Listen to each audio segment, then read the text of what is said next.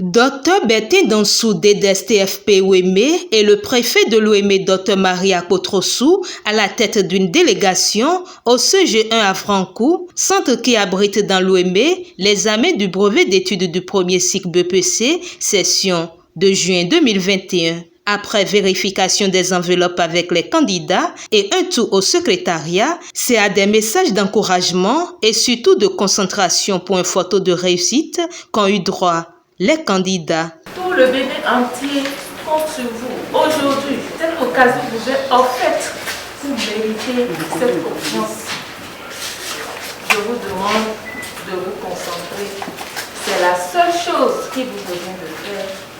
De bien comprendre le sujet, de ne pas vous jeter sur l'épreuve et d'aborder les épreuves avec sérénité et assurance. Vous êtes à la hauteur de ce défi-là. Rien n'est compliqué. Au travail, et que la chance vous accompagne.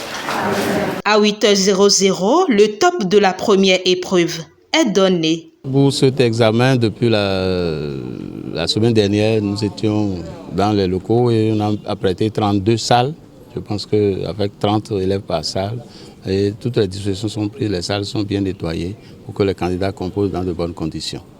Nous avons au total 482 garçons et 496 filles. Ça fait 958 candidats qui composent au CG ici. Étant en phase avec les idéaux d'excellence que prône le chef de l'État, son Excellence Patrice Talon, le préfet de l'Ouémé exprime sa volonté d'œuvrer pour l'évolution des filles à l'école, les filles qui sont d'ailleurs plus nombreuses à composer dans ce département, soit 15 275 filles sur les 29 899 candidats qui planchent dans l'Ouémé. Nous avons constaté que tout le travail qu'il faut en amont a été déjà fait par les autorités, les responsables à divers niveaux et que tout se déroule normalement. Nous nous sommes dit quand même qu'il faut venir quand même leur remonter le moral et je pense qu'ils sont fiers de retrouver en face d'eux leur préfet et ça va stimuler davantage le travail et je pense que ça ira d'avant et nous aurons de meilleurs résultats.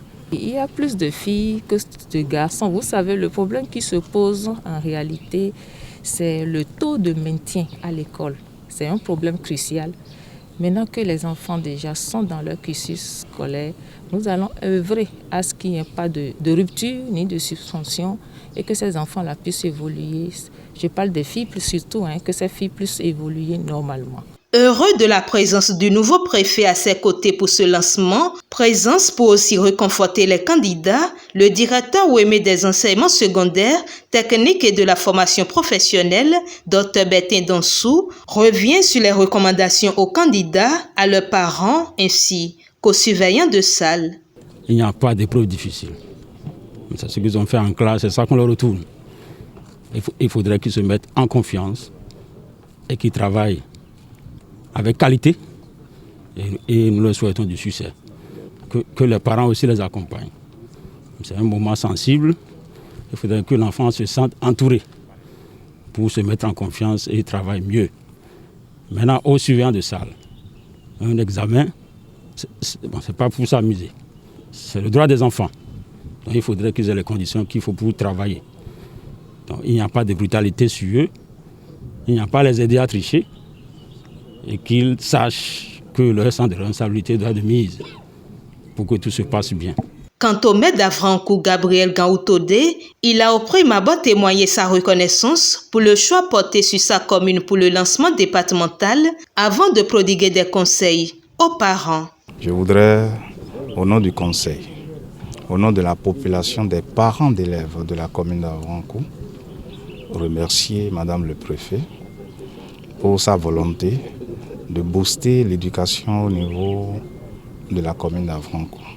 Nous l'avons suivi et je crois que ça constitue une émulation pour nos enfants candidats qui aujourd'hui maintenant savent qu'il y a des personnes, des autorités derrière et qu'à travers ça, ils pourront davantage faire mieux pour que, comme souhaité par Madame le préfet, le meilleur soit de la commune, précisément du CG1 d'Avrancou. Pour les parents, c'est d'assurer le suivi les allées-venues des apprenants, surtout du côté de leur santé.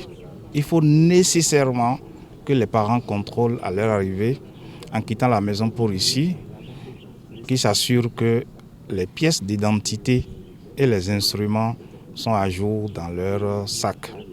Aux apprenants, c'est d'être détendus, d'être relax, de travailler, d'être personnel et de compter sur leurs moyens intrinsèques.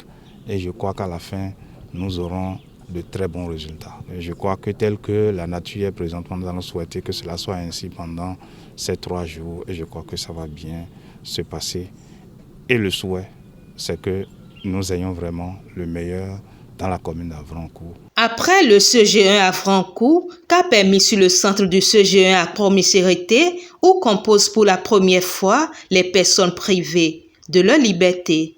Nous remercions le gouvernement parce qu'il y a des candidats spéciaux.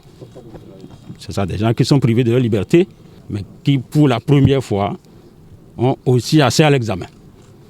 Ça vraiment c'est à l'actif du gouvernement. Et puis il y a aussi les candidats qui sont un peu diminués, mais auxquels on donne aussi de chance. Nous en avons à Djoum et nous en avons au centre de Doha. Donc c'est la preuve que le gouvernement se soucie quand même des droits de l'homme pour que tout se passe bien. La délégation s'est ensuite rendue au centre du CG Doha pour s'assurer du bon déroulement de l'examen dans le respect des gestes barrières. C'est parti donc pour 3 jours de composition. Bonne chance à tous les candidats.